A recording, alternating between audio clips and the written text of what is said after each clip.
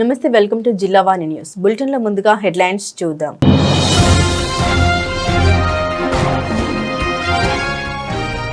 తిరుపతి జిల్లా మామండూరు అటవీ ప్రాంతంలో పర్యటించిన ఏపీ ఉప ముఖ్యమంత్రి ఎర్రచందనం స్మగ్లింగ్ నిరోధక ఆపరేషన్స్ టాస్క్ ఫోర్స్ అటవీ సిబ్బందితో సమీక్ష సమావేశంలో పాల్గొన్న పవన్ కళ్యాణ్.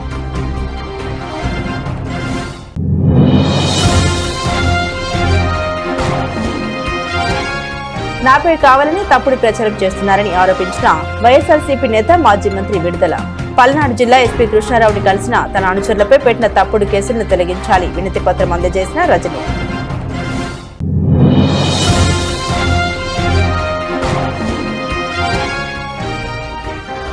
రాష్ట్ర వ్యాప్తంగా నెలకొన్న కార్తీక మాస వన సమారాధన మహోత్సవ వేడుకలు తుని పెన్షనర్స్ అసోసియేషన్ ఆధ్వర్యంలో నిర్వహించిన వన సమారాధనలో పాల్గొన్న సంఘ సభ్యులు.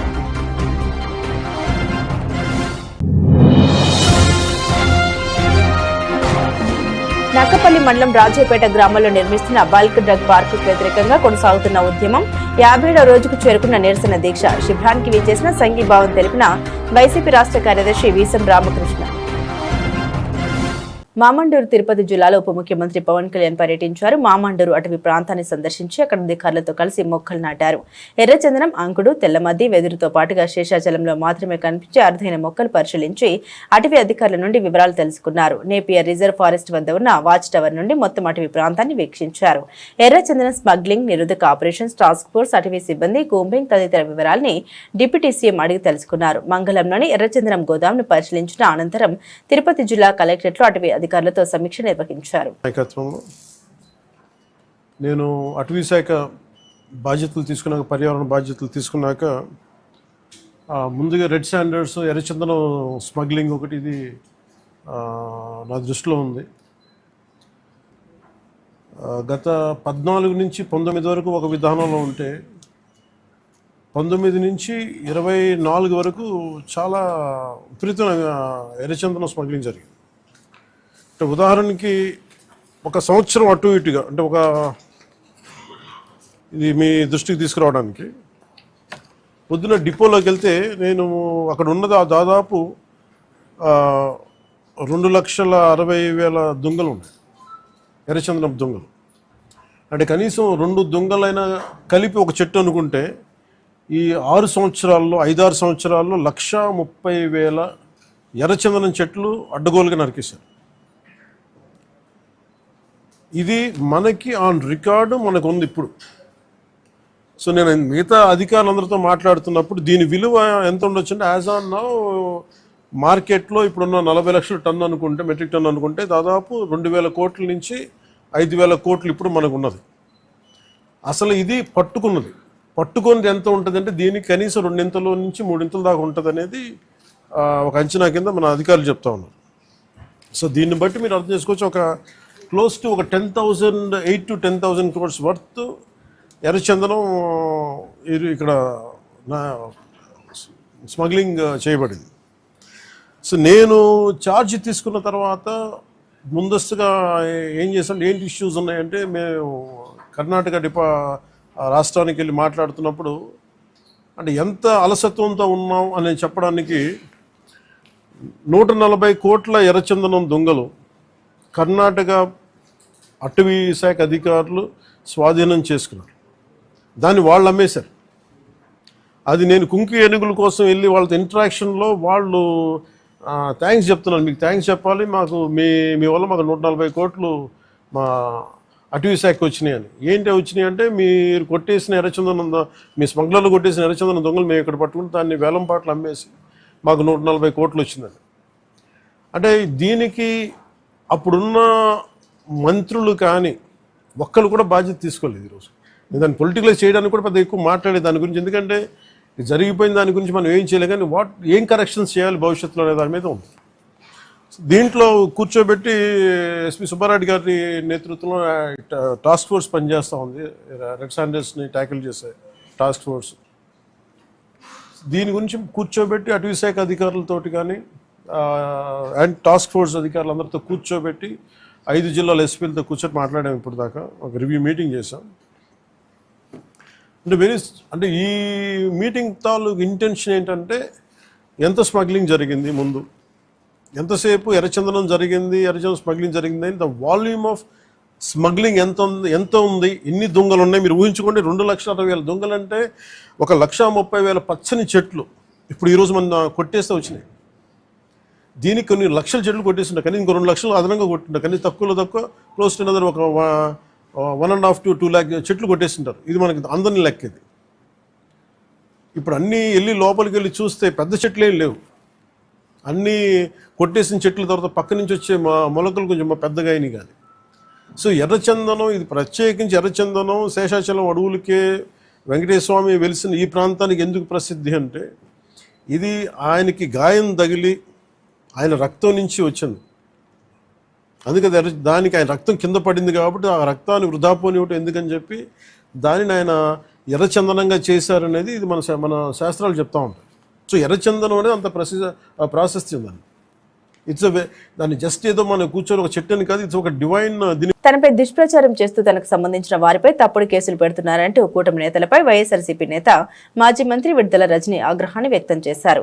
శనివారం పల్నాడు జిల్లా ఎస్పీ కృష్ణారావుని కలిసిన ఆమె తన అనుచరులపై పెట్టిన తప్పుడు కేసుల్ని వెంటనే తొలగించారంటూ వినతి పత్రం అందించారు. అనంతరం ఆమె మీడియాతో మాట్లాడారు. కొంతమంది టీడీపీ నాయకులు గాలి పోగేసి తప్పుడు ఫిర్యాదులు ఇస్తున్నారు.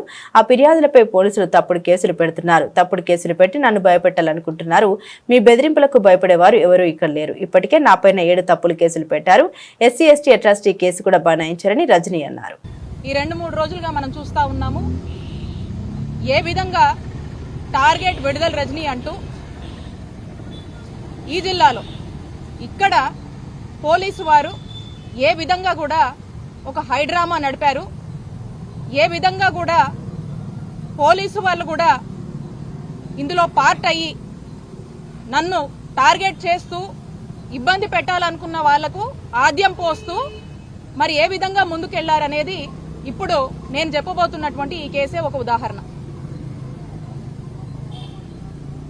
ఎవరో గాలి పోగేసుకుని కట్టుకథలు అల్లి నన్ను టార్గెట్ చేస్తూ నా ఫాలోవర్స్ని మా స్టాఫ్ని ఇబ్బంది పెట్టాలని చెప్పేసి ఆ గాలి పోగేసుకొని తెచ్చి ఇచ్చినటువంటి ఒక కంప్లైంట్, ఆ గాలి పోగేసుకొని తెచ్చినటువంటి అల్లినటువంటి ఆ కథ చూస్తే దాంట్లో కూడా నన్ను టార్గెట్ చేసే భాగంలో పోలీసుల పాత్ర కూడా ఆ కంప్లైంట్ రాసినటువంటి ఆ రాస్తున్న విధానంలో చేసిన అల్లినటువంటి ఆ కథలో వాళ్ళ పాత్ర ఉందేమో అని నా అనుమానం.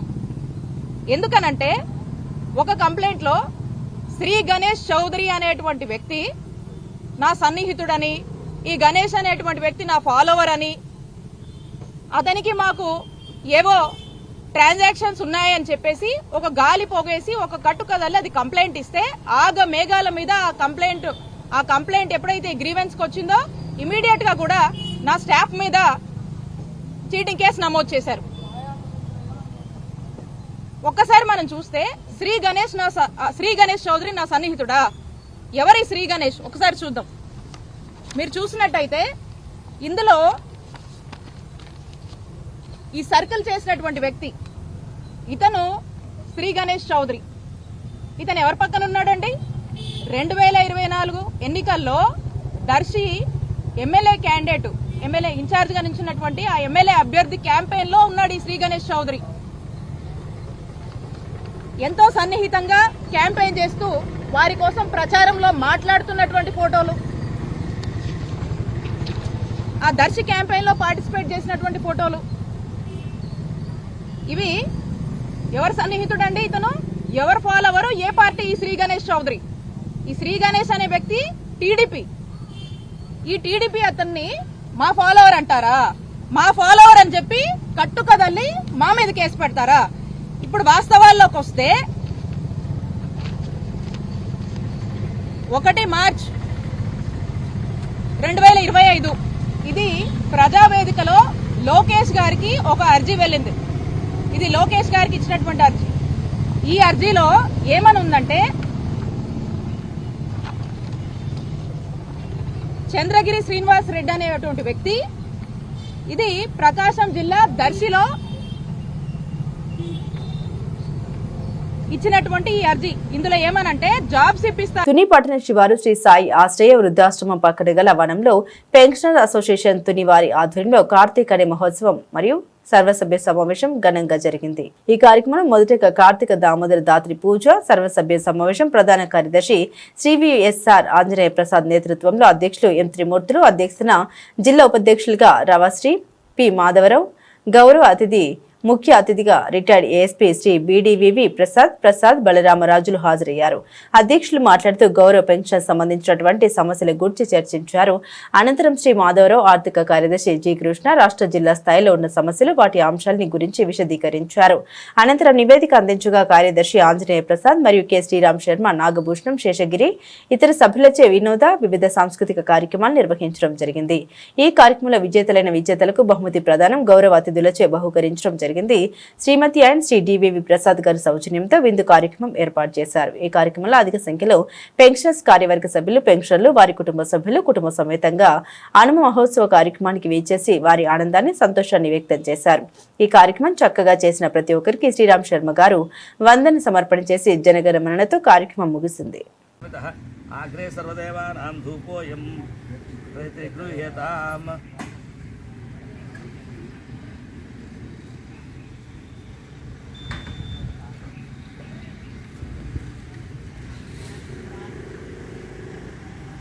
శ్రీ మహాగణాధిపతయ భూగ్రాపయామి. దీపం నమస్కారం పెట్టుకోండి. అక్కడ కూర్చొని అలా కూర్చొని ఇక్కడ కూర్చోబెట్టండి. వాళ్ళు 3 అక్షంతలు తీసుకోండి. అక్షంతలు తీసుకోండి. తుమ్మకొచ్చి ఎక్కడ లంబోదరచోగణాధిప హోమకేశ పాలచంద్రోగజాన వక్రతుండ శూర్పకర్ణ హేరంబ స్కందపూలుగా షోడశైతాన్నామాని ఎప్పటి శ్రీయాదపి విద్యారంభే వివాహే చ ప్రవేశేన కిపేత సంగ్రామే సర్వకార్యేషు విత్తస్య సిద్ధిజాయతే శ్రీ మహాగణాధిపతయ వేదోక్త సువర్ణమంత్రం సమర్పయామి. అక్కడ మొదరాచమ్యా కేశవాయ స్వహ నారాయణాయ స్వహ మాధవాయ స్వహ గోవిందాయ నమః విష్ణువాయ నమః సోదరాయ త్రివిక్రమాయ వామనాయ శ్రీధరాయ నమః ఋషికేశాయ పద్మనాభాయ దామోదరాయ సంకృష్ణాయ వాసుదేవాయ ప్రజ్ఞాయ పురుషోత్తమాయ నమః అదోక్షజాయ నాసిమాయ వత్సాయ శ్రీకృష్ణ పద బ్రహ్మణే నమః. ఈ మాట అందరూ కూడా మేము మళ్ళీ సంకల్పం చెప్పాం కాబట్టి మీరందరూ కూడా గోత్రనామాలు చెప్పండి. సూర్యనారాయణ అనుగ్రహ ఇవాళ భానువారం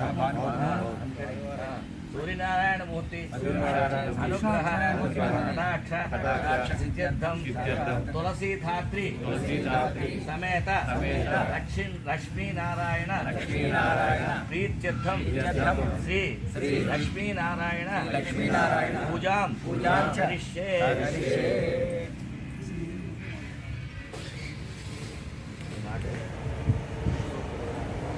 మన గౌరవ సభ్యులు శ్రీ బీడీవీ ప్రసాద్ గారికి హృదయపూర్వక నమస్కారాలు తెలియజేస్తుంది బ్రహ్మస్ అసోసియేషన్.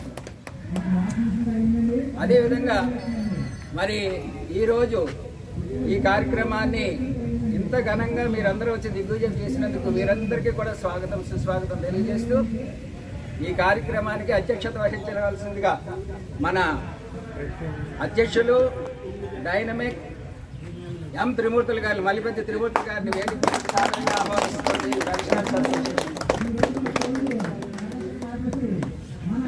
అదేవిధంగా మరి మన ఈ సంఘాన్ని ఒక స్థాయికి తీసుకెళ్ళి సంఘం యొక్క ప్రతిష్టని ఇనుమడింపజేసి సంఘానికంటే ఒక బలాన్ని చేకూర్చి నేనున్నాను అంటూ ఎంతో సేవలు చేసినటువంటి మహనీయులు, గౌరవనీయులు మన పిండిప్రోలు మాధవరావు గారు, గౌరవ అధ్యక్షుల వారిని వేదిక మీదకి సాధారణంగా ఆహ్వానిస్తున్నాం. మీరందరూ కరదాల గొడవలతో వారికి స్వాగతం చెప్తే మనం అదే వారికి ఇచ్చేటువంటి గొప్ప వరం. వారు మరింతగా సేవ చేయడానికి ఆస్కారం. భగవంతుడు మనకి చేతులు ఇచ్చాడు కాబట్టి జస్ట్ మనం డబ్బులేమి ఇవ్వక్కర్లేదు, కరదాలతోనంతా వాళ్ళని ప్రోత్సహించాం. అదేవిధంగా మరి ఈ కార్యక్రమానికి పెన్షనర్స్ అసోసియేషన్కి ఆర్థిక పరిపుష్టి కావాలంటే ఆర్థిక కార్యదర్శి గారి యొక్క నైపుణ్యము, అదేవిధంగా ఆయన యొక్క ట్రాన్స్పరెన్సీ, పారదర్శకత చాలా అవసరం. మరి అటువంటి మంచి వ్యక్తిత్వం కలిగినటువంటి, మహోన్నత వ్యక్తిత్వం కలిగినటువంటి మహనీయుడేనా అంతా నేను యాక్చువల్గా చెప్పాలి. ప్రతి రూపాయికి రూపాయి ఖర్చు. వారు అయినటువంటి మన శ్రీ గుండ్ర శ్రీకృష్ణ గారిని ఆర్థిక కార్యదర్శి వారిని వేదిక మీద సాధారణ మరి అనకాపల్లి జిల్లా పాయకరావుపేట నియోజకవర్గం నక్కపల్లి మండలం రాజేపేట గ్రామంలో మత్స్యకారులు బల్క్ డ్రగ్ పార్కుకు వ్యతిరేకంగా చేస్తున్న నిరసన దీక్ష 57వ రోజుకు చేరుకుంది. ఈ నిరసన దీక్షకు గాను వైసీపీ రాష్ట్ర కార్యదర్శి వీసం రామకృష్ణ ఆదివారం సంఘీభావం తెలిపారు. ఈ మేరకు ఎస్సీ ఎస్టీ కేసులో అరెస్ట్ అయిన నాయకులు పిక్కి తాతయ్యలు పిక్కి కోటి బెయిల్పై విడుదలయ్యారు. ఈ సందర్భంగా వీసం మాట్లాడారు. మత్స్యకార నాయకులు అరెస్టు అన్యాయమన్నారు. ప్రతి ఒక్కరు శాంతియుతంగా నిరసన చేయడానికి ఎవరు అడ్డు చెప్పరన్నారు. గ్రామంలో అందరూ ఐక్యతతో ఈ పోరాటానికి పరిష్కార దిశగా పనిచేయాలన్నారు. అడిగేందుకు వచ్చి ఏం చేస్తే బాగుంటుందని ఇప్పటికైనా ఆలోచన చేసి నిర్ణయం తీసుకుంటే బాగుంటుందని నా మనవి. ఎందుకంటే మనం ఫస్ట్ టెంట్ వేసినప్పుడు కొన్ని వందల మంది ఉండేవారు. ఈ రోజు చూస్తే చాలా తక్కువ మంది ఉంది. రోజు రోజుకి టెంట్ తగ్గిపోతుంది. అలా తగ్గకుండా మనందరూ కూర్చొని ఇది ఊరు సమస్య తప్ప ఎవరి సొంత సమస్య కాదు, తాతయ్య సొంత సమస్య కాదు, మా సొంత సమస్య కాదు, ఎవరి సొంత సమస్య కాదు. అన్ని పార్టీ వాళ్ళు అందరూ కూర్చొని ఏ నిర్ణయం తీసుకొని ఎలా కొనసాగించాలో ఏం చేయాలో నిర్ణయం తీసుకుంటే బాగుంటుందని తెలియజేస్తూ ఎన్ని కేసులు వచ్చినా ఏ భయపడవలసిన మా మీద కూడా కేసులు పెట్టారు, మా అందరి మీద కూడా కేసులు పెట్టారు. కేసులకైతే భయం లేదు, వెళ్దాము. దానికైతే మాత్రం ఎవడో భయపడద్దు. ఏదోలాగా మనం ఈ కార్యక్రమాన్ని ఒడ్డెక్కించాలి. అందుచేత మీరు అందరూ కూర్చొని ఓ నిర్ణయం తీసుకోండి. నాకు వాస్తవ సామాన్య పెద్ద అందరినీ కూర్చోబెట్టి ఏం చేద్దాం, ఏం చేస్తే బాగుంటుంది ఆలోచన చేయండి. రోజుకి మనం ఇలా కూర్చుంటున్నాం తప్ప సమస్య పరిష్కారం అవ్వట్లేదు. సమస్య పరిష్కారం అవ్వడానికి ఏం చేయాలి? మీలాంటి పెద్దలందరూ కూర్చొని నేను చూస్తే మీ వెనకాల మేము ఉంటాం, మేము వస్తే మీరు ఎక్కడికి రమ్మంటే అక్కడ రావడం మేము సిద్ధంగా ఉన్నామని తెలియజేస్తూ సెలవు తీసుకుంటాం. ఎన్టీఆర్ జిల్లా మైలవరం నియోజకవర్గ కేంద్రంలో ప్రజా సమస్యల పరిష్కార వేదికగా నిర్వహించిన ప్రజా దర్బారుకు అనూహ్య స్పందన లభించింది. మైలవరం పట్టణంలోని శాసనసభ్యుని వారి కార్యాలయంలో నిర్వహించినటువంటి ప్రజా దర్బార్లో స్థానిక ఎమ్మెల్యే వసంత వెంకట కృష్ణప్రసాద్ పాల్గొన్నారు. 4 గంటలకు పైగా నిర్విరామంగా వినతుల్ని స్వీకరించారు. ప్రజా సమస్యల్ని ఓపికగా విని వారి సమస్యల పరిష్కారం కోసం ఆదేశించారు. ఈ సందర్భంగా ఎమ్మెల్యే వసంత కృష్ణప్రసాద్ మాట్లాడారు. ప్రజా దర్బార్ వేదికలో అన్ని శాఖల అధికారులు అందుబాటులో ఉంటారన్నారు. ఇక్కడికి వచ్చే సమస్యల్ని నెల రోజుల వ్యవధిలో పరిష్కరిస్తామన్నారు. ఈ కార్యక్రమంలో మైలవరం నియోజకవర్గ జనసేన పార్టీ ఇన్ఛార్జ్ అక్కల రామ్మోహన్ రావు అలియాస్ గాంధీ తదితరులు ఉన్నారు.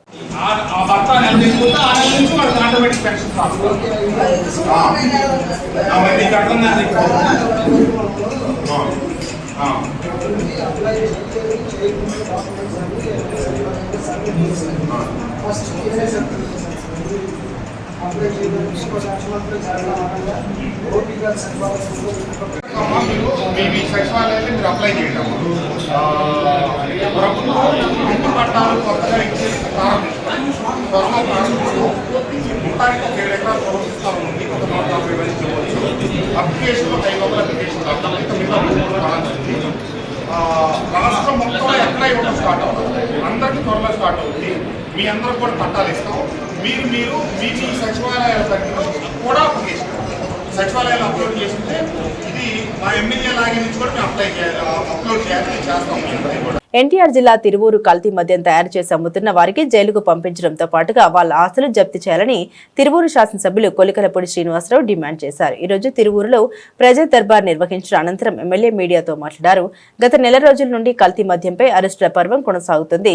గత వైసీపీ ప్రభుత్వంలోనే జోగి రమేష్ ఇదే కల్తీ మద్యం నిర్వహించేవాడని, జోగి రమేష్ బినామీలు అందరూ కటకట్టలోకి వెళ్తున్నారు. అలాగే వారి ఆస్తుల్ని వెంటనే జప్తు చేయాలని ముఖ్యమంత్రిని కోరుతున్నామని తెలిపారు.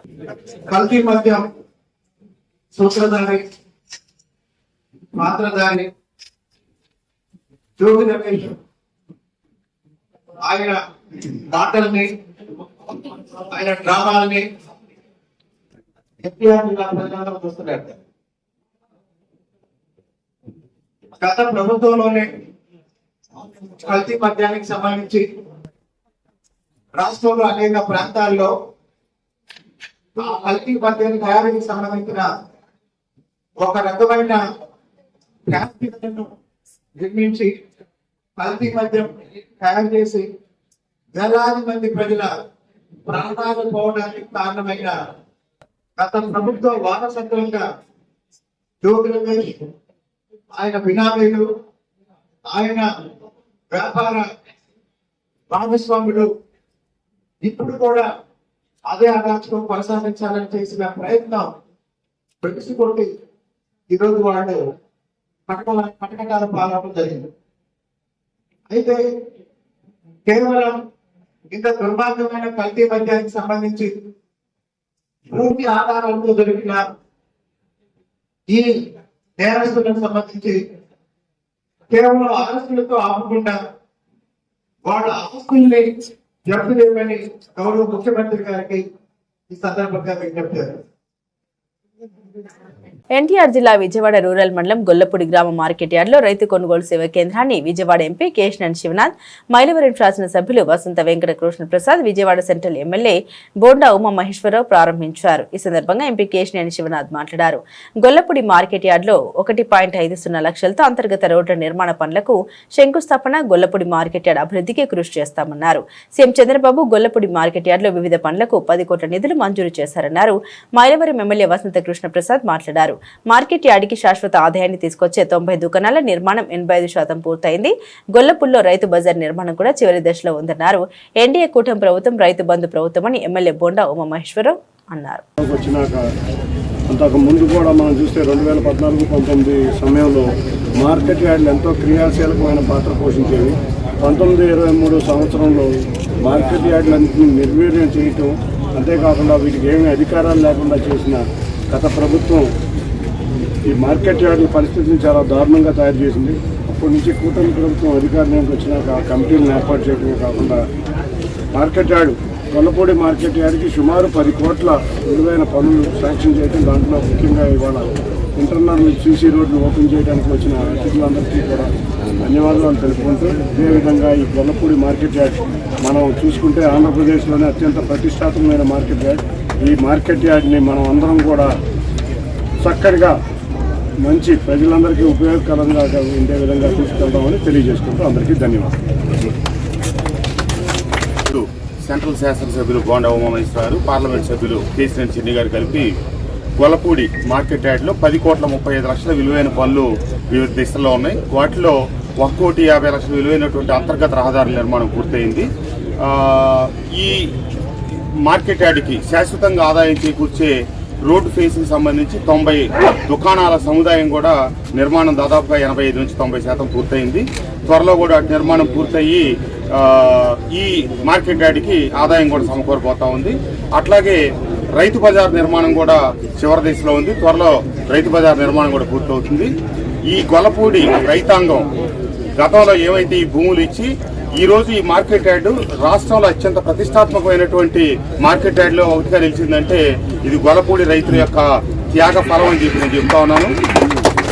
అట్లాగే ఎప్పుడో పాత షెడ్లు నిర్మాణం జరిగినాయి, భూమికి ఇప్పుడు కిందకి దిగువకి వెళ్ళినందువల్ల రైతులు నిల్వ చేసుకుంటే వర్షాకాలంలో ఆ గోడౌన్లో ఈ పంట ఎక్కువ వచ్చి కొన్ని చోట్ల ఇబ్బంది పడుతూ ఉన్నారు.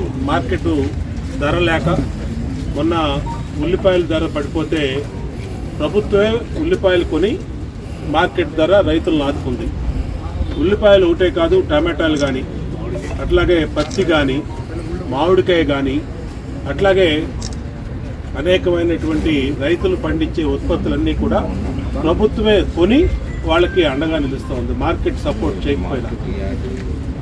ఇంతేకాకుండా ఇప్పుడు ధాన్యం స్థానిక శాసనసభ్యులు వసంత కృష్ణ ప్రసాద్ గారు చెప్పారు, ధాన్యం కొనుగోలు కేంద్రానికి వచ్చినటువంటి వెంటనే 24 గంటల్లోపే ప్రపంచ శాంతిని కోరుతూ లోక కళ్యాణార్థం పరిపూర్ణ మహా అవతార్ భగవాన్ శ్రీ సత్యసాయిబాబా వారి ప్రపంచవ్యాప్త అఖండ నామ సంకీర్తన రావులపాలెం సత్యసాయి అష్టాదర సేవ పుష్పం సేవా కేంద్రంలో అత్యంత వైభవంగా నిర్వహించారు. అనంతరం ఈమణి సత్యబాబు బ్రహ్మత్వంలో సహస్ర సాయి గాయత్రి హోమ యజ్ఞం అత్యంత వైభవంగా నిర్వహించారు. ఈ సందర్భంగా సేవా సంస్థ చైర్మన్ కొవ్వూరు వివేకానందరెడ్డి మాట్లాడారు. భగవాన్ శ్రీ సత్యసాయిబాబా వారి దివ్య అనుగ్రహంతో ప్రపంచ శాంతిని కోరుతూ సత్యసాయిబాబా వారి శత జయంతోత్సవాన్ని పురస్కరించుకుని ప్రపంచవ్యాప్తంగా ఉన్న సత్యసాయి సేవా కేంద్రాల్లో శనివారం సాయంత్రం 6 గంటల నుండి ఆదివారం సాయంత్రం 6 గంటల వరకు ఏకదాటిగా 24 గంటల పాటు సత్యసాయి బాబా నామ సంకీర్తన జరుగుతోందని, ఈ రోజు సాయంత్రం 6 గంటలకు మహామంగళ హారతితో ముగుస్తుందని ఆయన తెలిపారు. ఈ కార్యక్రమంలో అధిక సంఖ్యలో భక్తులు పాల్గొని స్వామివారిని దర్శించుకుని తీర్థ ప్రసాదాలను స్వీకరించారు.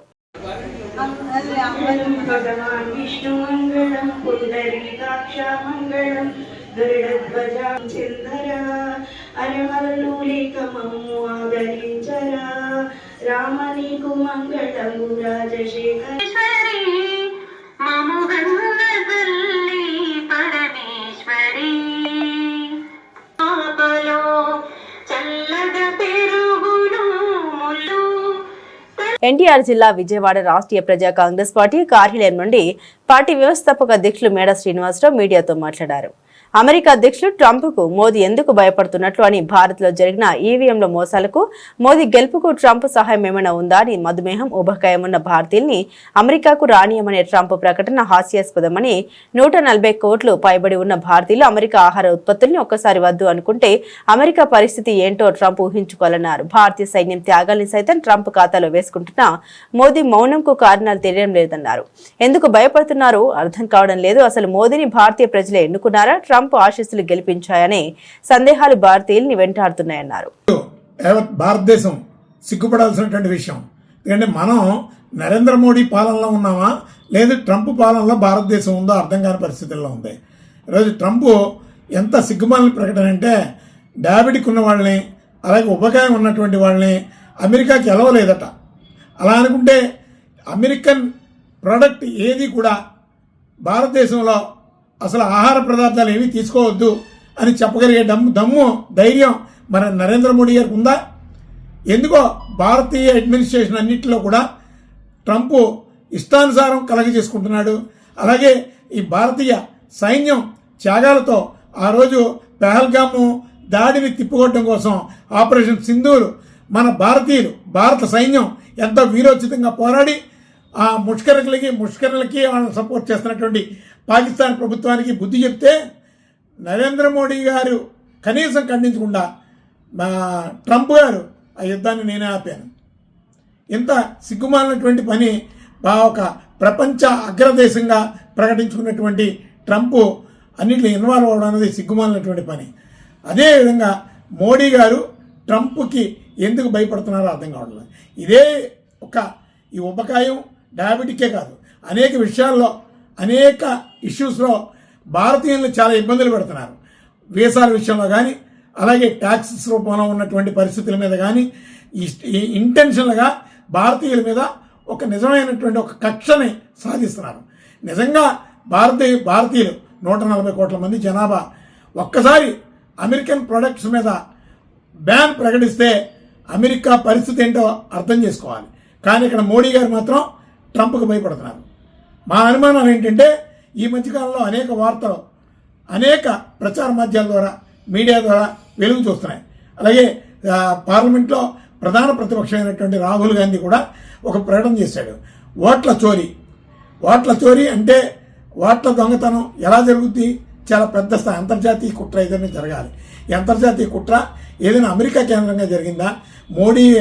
ట్రంప్ గారి మధ్యలో నుంచి మోడీ గారిని ఏమైనా గెలిపించడానికి సహాయ సహకారాలు అందించారా? మోడీ అందుకే ట్రంప్ గారికి భయపడుతున్నారా అనే అనుమానాలు వ్యక్తం అవుతున్నాయి. కానీ ఈ పరిస్థితులన్నీ బహిర్గతం కావాలి.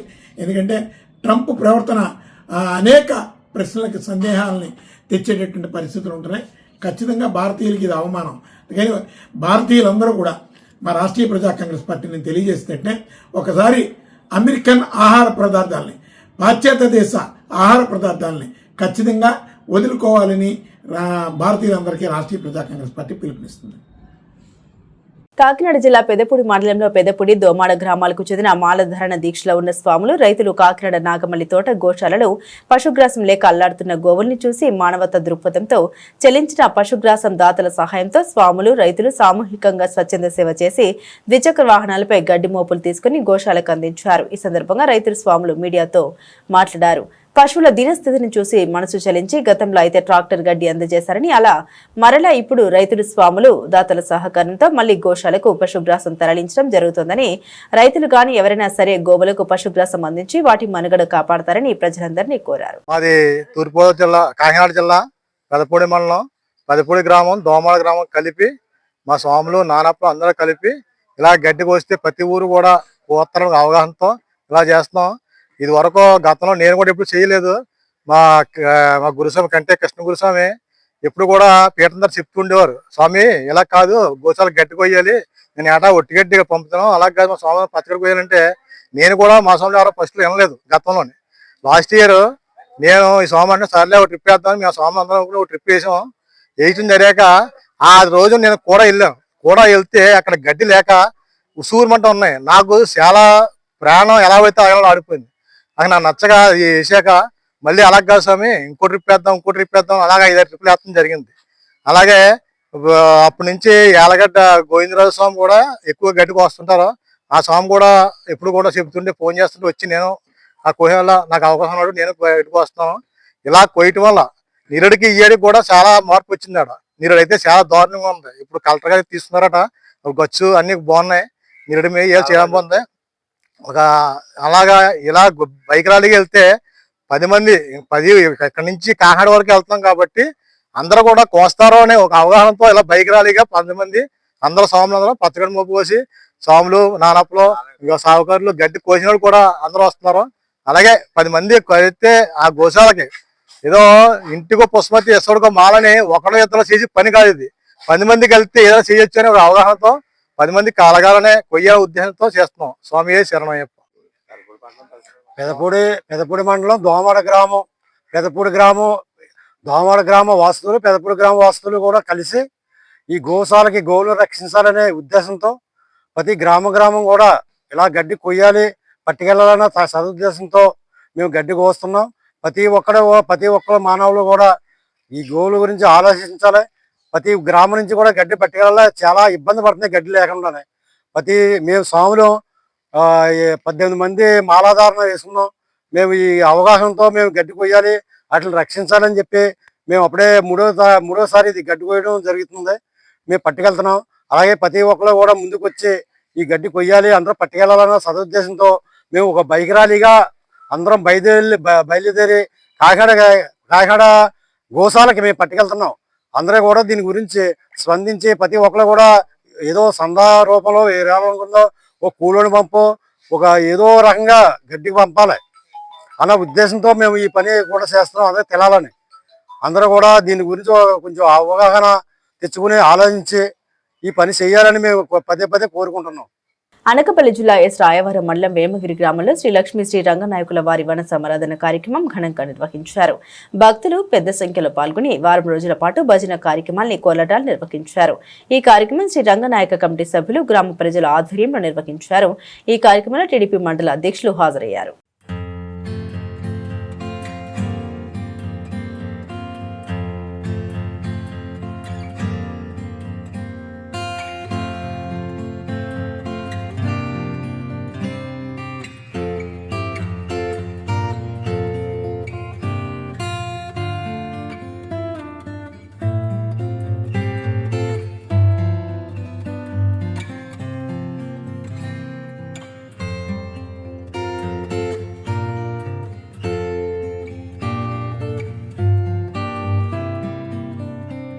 మన్యంలో సిపిఐ ఎంఎల్ లిబరేషన్ నాయకత్వంలో డాక్టర్ కోట్ని సుప్రజ వైద్యశాల పేరుతో జరుగుతున్న వైద్య సేవ కార్యక్రమాల్లో భాగంగా అల్లూరి సీతారామరాజు జిల్లా దేవీపట్నం మండలం పెనికలపాడు గ్రామంలో ఉచిత వైద్య శిబిరం జరిగింది. ఈ శిబిరంలో డాక్టర్ చినిబిల్లి ఆరోగ్య సూత్రాలు వివరించి చెప్పిన అనంతరం 164 మందిని పరీక్షించి ఉచితంగా మందులు పంపిణీ చేశారు. అనంతరం ఆరోగ్య సూత్రాలు వెల్లడించారు. ఈ సందర్భంగా డాక్టర్ చినిబిల్లి మాట్లాడారు. ప్రపంచ చరిత్రలతో అనేక విప్లవాలు జరిగాయని, సామాజిక సాంకేతిక సాంస్కృతిక విప్లవాలన్నింటిలోనూ మానవ జాతి చూసింది వీటన్నిటిలో విశిష్టమైనది అన్నారు.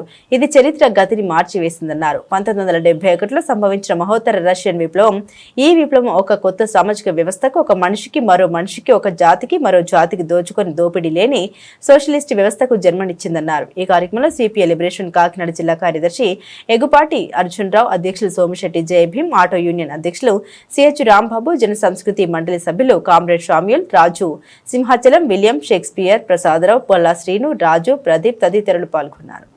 చరిత్రలో అనేక విప్లవాలు జరిగాయి. సామాజిక, సాంకేతిక, సాంస్కృతిక విప్లవాలన్నిటినో మానవ జాతి చూసింది. వీటన్నిటిలో విశిష్టమైనది, చరిత్ర గతిని మార్చివేసింది 1917లో సంభవించిన మహత్తర రష్యన్ విప్లవం. ఈ విప్లవం ఒక కొత్త సామాజిక వ్యవస్థకు, ఒక మనిషిని మరొక మనిషి, ఒక జాతిని మరొక జాతి దోచుకొని దోపిడీ లేని సోషలిస్ట్ వ్యవస్థకు జన్మనిచ్చింది. పాత సామాజిక విప్లవాలు మానవాళిని ఒక దోపిడీ వ్యవస్థ నుండి మరో దోపిడీ వ్యవస్థకు నడిపిస్తే, మహత్తర అక్టోబర్ విప్లవం దోపిడీని పూర్తిగా నిర్మూలించే కార్మిక వర్గ రాజ్యానికి అంకురార్పణ చేసింది. ప్రపంచ చరిత్ర గతిని ఎంతగా మార్చేసిన ఆ అక్టోబర్ సోషలిస్ట్ విప్లవం ప్రపంచానికి ప్రజ్ఞామాయం చూపింది. పోరాడదాం, ప్రజాస్వామ్యం, సోషలిజం, దేశ విముక్తి కోసం పోరాడదాం. ప్రజాస్వామ్యం, సోషలిజం, దేశ విముక్తి కోసం. లాల్ సలాం, లాల్ సలాం. జై భీమ్, జై భీమ్. బులెటిన్ ముగించే ముందు హెడ్లైన్స్ మరోసారి.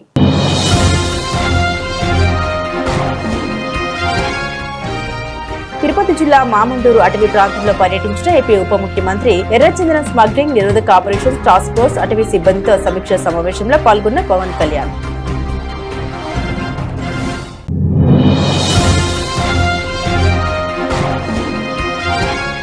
నాపై కావాలని తప్పుడు ప్రచారం చేస్తున్నారని ఆరోపించిన వైఎస్ఆర్సీపీ నేత మాజీ మంత్రి విడుదల.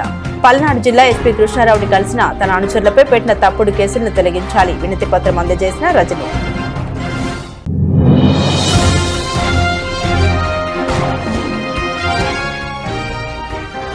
రాష్ట్ర వ్యాప్తంగా నెలకొన్న కార్తీక మాస వన సమారాధన మహోత్సవ వేడుకలు. తుని పెన్షనర్స్ అసోసియేషన్ ఆధ్వర్యంలో నిర్వహించిన వన సమారాధనలో పాల్గొన్న సంఘ సభ్యులు.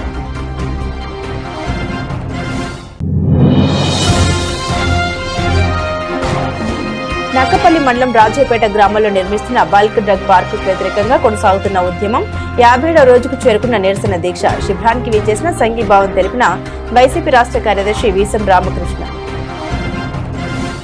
ఇవి బులెటిన్ అప్డేట్స్. మరిన్ని అప్డేట్స్ కోసం చూస్తూనే ఉండండి జిల్లావాణి న్యూస్.